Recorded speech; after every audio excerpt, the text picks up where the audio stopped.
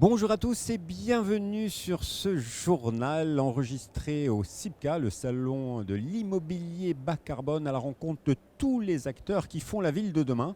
On va parler un petit peu du secteur et surtout des formations pour penser la ville durable avec Franck Pétel. Bonjour. Bonjour. Vous êtes directeur académique du master spécialisé management urbain et immobilier à l'ESSEC et aussi titulaire de la chaire immobilier et développement durable. Tout à fait. Alors, ma toute première question, c'est, on est ici au Salon de l'immobilier bas carbone. Quel regard portez-vous sur la construction bas carbone en France aujourd'hui ? Alors globalement, ce n'est pas une mode. Très longtemps dans le monde de l'immobilier, dans l'investissement immobilier, on s'est posé la question, est-ce que les critères ESG, est-ce que la construction bas carbone était un élément marketing en fin de compte de la vente, ou est-ce que c'était une tendance lourde et profonde de changement du monde de l'immobilier et de cette industrie ? Et évidemment, la réponse est la deuxième partie, c'est vraiment une tendance extrêmement lourde. L'immobilier est responsable d'à peu près 40% des émissions de CO2 sur la planète. La France est plutôt un bon élève avec 20%. Et il y a encore beaucoup de choses à faire. Et donc, c'est une construction d'avenir, forcément. Oui, j'ai bien entendu. La France est bon élève, c'est-à-dire que bien souvent on dit que la France est toujours à la traîne, en retard, etc.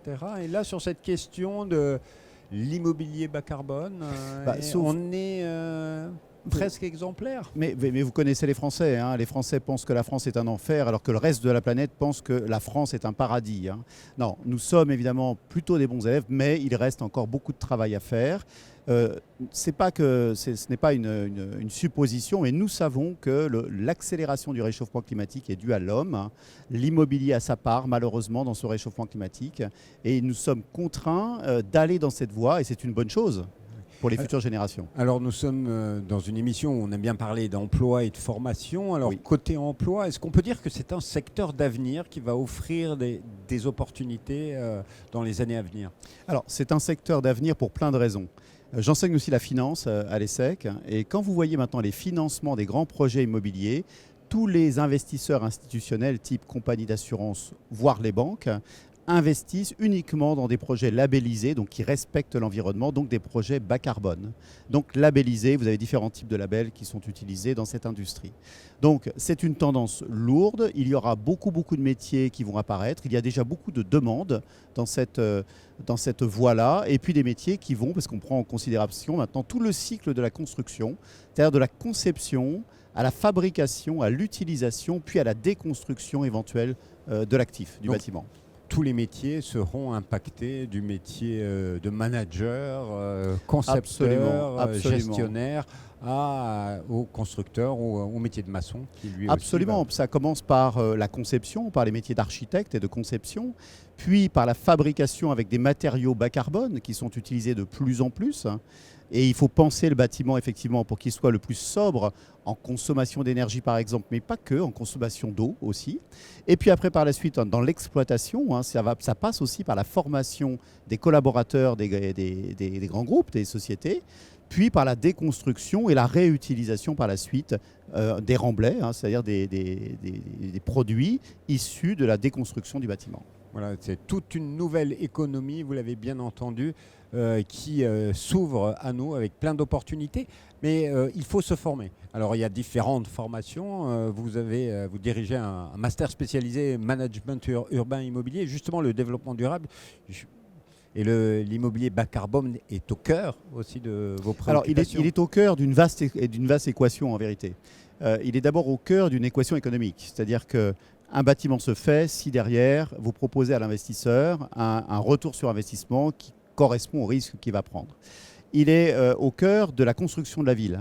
Avec le réchauffement climatique et le réchauffement des villes, c'est comment créer des bâtiments qui permettent aux collaborateurs d'avoir des conditions de travail qui soient très positives, surtout sur les périodes post-Covid et le développement du travail à la maison, hein, bien sûr. Il est évidemment dans les émissions de CO2, les émissions d'éléments polluants au cœur de tout.